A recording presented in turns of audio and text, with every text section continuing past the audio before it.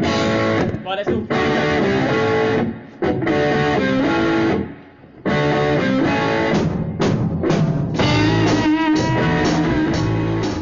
Hi guys, welcome to today's lesson on how to play the solo from Dancing in the Moonlight by Thin Lizzy. This is off their 8th studio album called Bad Reputation, which was released in 1977. It's played by Scott Gorham. In fact, he describes it as his favourite Thin Lizzy solo. At the time, they were basically recorded the album as a three-piece because Brian Robertson was recovering from an arm injury that he suffered in a bar fight, which is fantastic, a Thin Lizzy related story. So it doesn't have that unison guitar feel like a lot of their stuff does. It's just one guitar ripping up this solo. It's a fantastic solo. You'd want, basically you'd want a classic, you want Les Paul into a Marshall stack. He has a little bit of chorus and a little bit of slapback delay on it as well, and then you'd probably use the bridge pickup to get the right tone. Obviously for me, I've got my Strat because I don't have a Les Paul. Maybe one day I'll get one. Yeah, so that's the basics of it. Let's move on with the track. So, like a lot of these songs, we're in G minor, a pentatonic position 1, or sorry, G minor, G major pentatonic, or E minor pentatonic position 1 is what most people think of it as, and that's predominantly the position that we're going to play this solo in. So, yeah, let's just crack on. It's a really, really fun solo. Starting with 15th fret on the B string. We're going to bend that note up. We're going to do a full tone bend, 15 to get that E sound. Bit of vibrato on the top. Then we're going to re-pick with it bent. Bend it back down to 15 and then pull off to 12. Then re-bend that 15. Well, that was a bit of a sharp bend. And then we're going to do the same thing. We're going to re-pick, pull off to 12. And then we're going to go into a bend. But that's a staccato bend on 15 on the on that B string. So it's a lot of bends at 15 on the B string.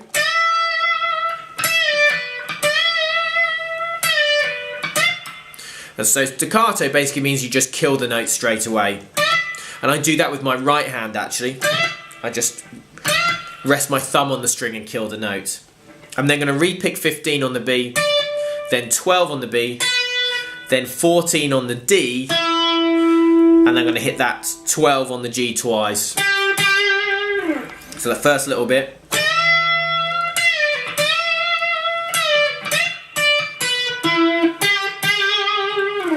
Okay, so that's our first little lick. Sounds super cool already. Played over E minor 7 to a D tone. So I could just play that over and over again. It sounds so good. Okay, so the next lick, we hold that 12 on that little vibrato again, as most of the time whenever we hold these notes we're going to have a little bit of vibrato. I'm going to then play on the G string 14, 12, then I'm going to bend up 14 on the G, back down and pull off to 12. Like that. And then I'm going to re-bend 14 on the G. And that's kind of a lick in itself. Lots of vibrato on that note. And that note there, that bend we're holding for basically 3 beats of a bar, so it's a nice long hold of that bend. All of those bends are two fret bends or a whole tone bend, so we're bending up this A note to a B note. That's what we're looking to do. Okay, so that first little bit with all the bends.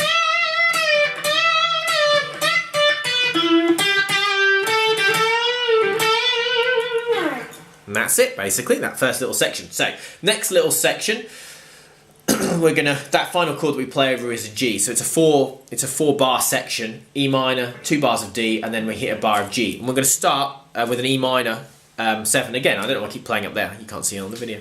Anyway, we're gonna still in the same position. We're gonna play 12 on the D string, but I'm gonna palm mute it. Then I'm gonna play 14 on the D string, still with the palm mute. Then 12 on the G string. Should be palm muted, but I messed up. There we go. Then 14 on the D.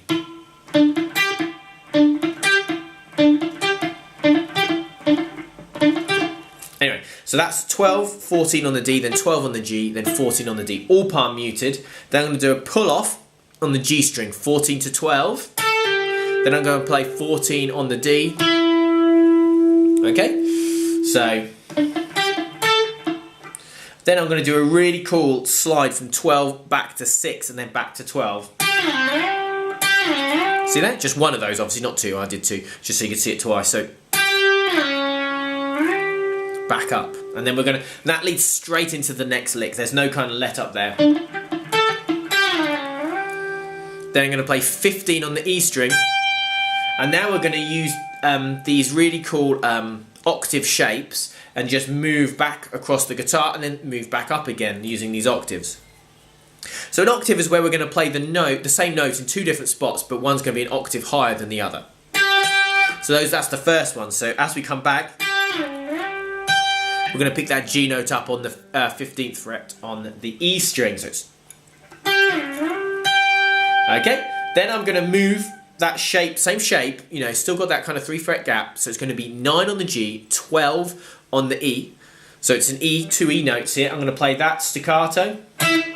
We want to strum that. You don't want to pick it like this, because that's a different sound. We want to strum it. So you have to make sure you deaden that B string with your first finger. And to staccato it, I'm actually going to release my left hand. Okay? So you can hear that little bit of delay going on as well. Then I'm going to move that same shape back to 10 and 7. So 7 on the G, 10 on the E. The strap's fallen down. Play that again.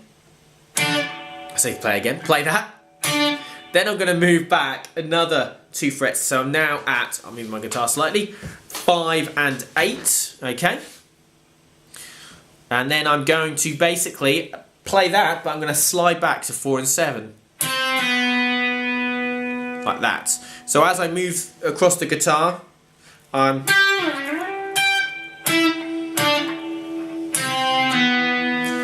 should really have zoomed out a little bit more, but I haven't done. I'm going with it now. Okay? So that's how we use those to get to here. I'm then going to work my way back up and go to 5 and 8 again. Hit that. And then I'm going to do a little dead hit up, and then I'm going to hit 7 and 10. Then I'm going to go to 12 and 9 and slide away to nothing. So I end up with like that, and that's the second kind of half of that lick. All the time just hitting those octaves. So it's another time on guitar where we're using a shape to kind of navigate our way around. We're not so much worrying. We're not having to move lots of different shapes, we're just using one shape and moving it around. And you'll find there's a lot of solos that have these octaves in them, and this is a really nice way of making it sounding more interesting, making it almost sound kind of jazzy with these really, really cool octaves. So that's the octave section of the piece, okay? So now we're going to, and that's played over a D and a C, that little lick there, that's basically, and then back to the G, so that's like a 3-bar lick there. So we've got the first bit with the palm muting.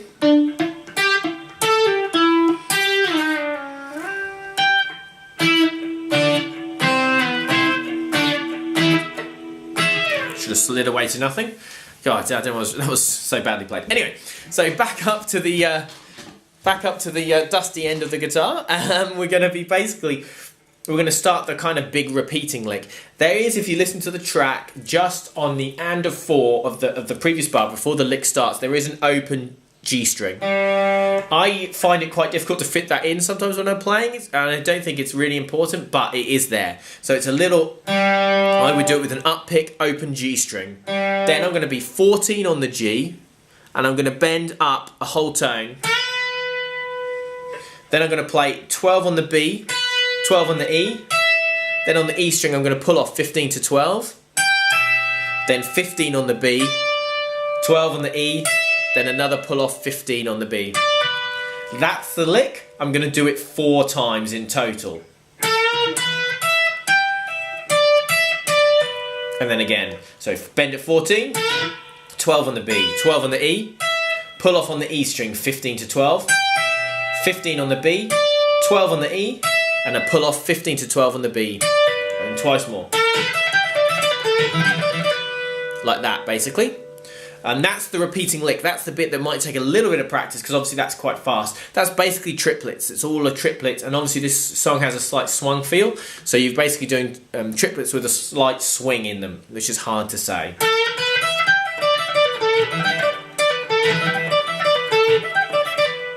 And then to come out of that section, we keep at the same speed. It's still triplets. Now I'm going to do a pull off on the G string, 14 to 12, then 14 on the D, then the same again, 14 to 12 on the G, 14 on the D, 12 on the G, then 14 to 12 on the A, and then I'm going to play 10 on the A. So as we come out, I'll just do the final time of the repeating lick, and then I'll come out.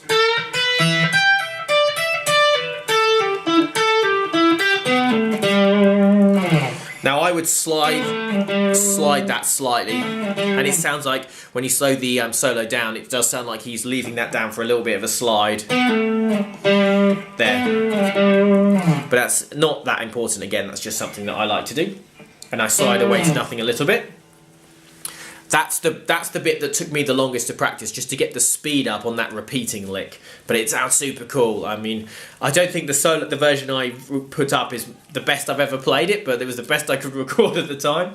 But it's a really cool solo, and that bit is just so good, and it sounds fantastic. It's very flashy though. The next bit because we've stood away to nothing from 10. I'm now going to be at 5, this is 5 on the D. I'm going to use my ring finger to slide from 5 to 14. And then I'm in the right position to then play 12 on the G. Then 14 on the D again.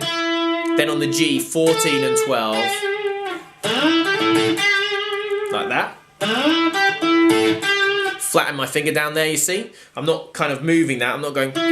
I'm flattening my finger down. Trying to minimise my movements. It's one of the most important things when you're playing guitar. Again, vibrato whenever I hold a note. Then on the B string I'm going to play 15 and 12. Again, vibrato whenever I'm holding a note. Then the second time I'm going to do 15 and 12 again, I'm actually going to do the first 15 as a staccato note. So first time is... Then it's going to be... So what I do is staccato there as I play that, and then release my finger from pressing down, and it kills the note. Still get that little bit of delay going on my amp though. And then I'm going to bend 15. Oh, that was a bad bend. Then play 15 again, and then 12. So again, that's a 2-fret whole tone bend. 15, 12. So that little bit. That's the rhythm for it, okay? So...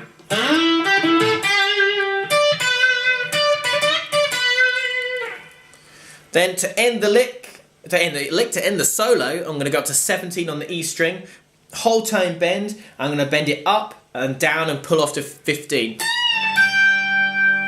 Then I'm going to play 17 on the E, and then 15 on the E. Like that. I need to change my strings a bit because that note's cutting out a little bit. It doesn't sound as clean as it should. Anyway, that's probably just me being a little bit pernickety. And that's the whole solo. So, yeah, let me see. I'll try and play it through nice and slowly for anyone who's finding the full speed solo a little bit tricky. They'll have the slow speed one at the end. Cool, so let me just try and do that.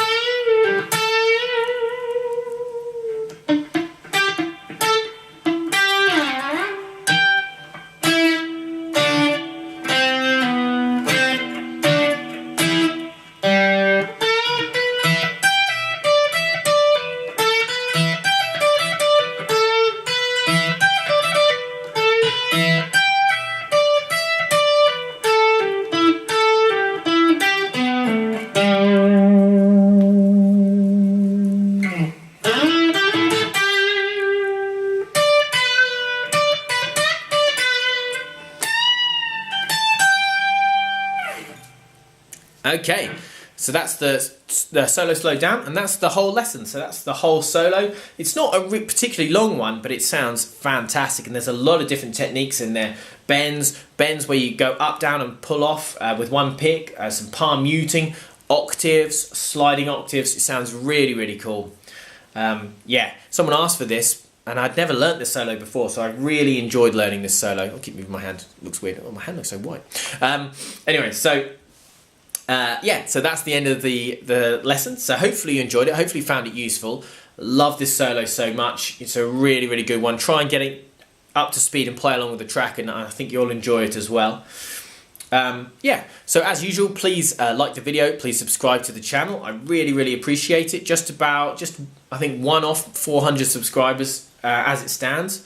So that's amazing. And yeah, please comment on the video because that really, really helps me out as well. And if you've got any other tracks you'd like me to have a look at, then please suggest.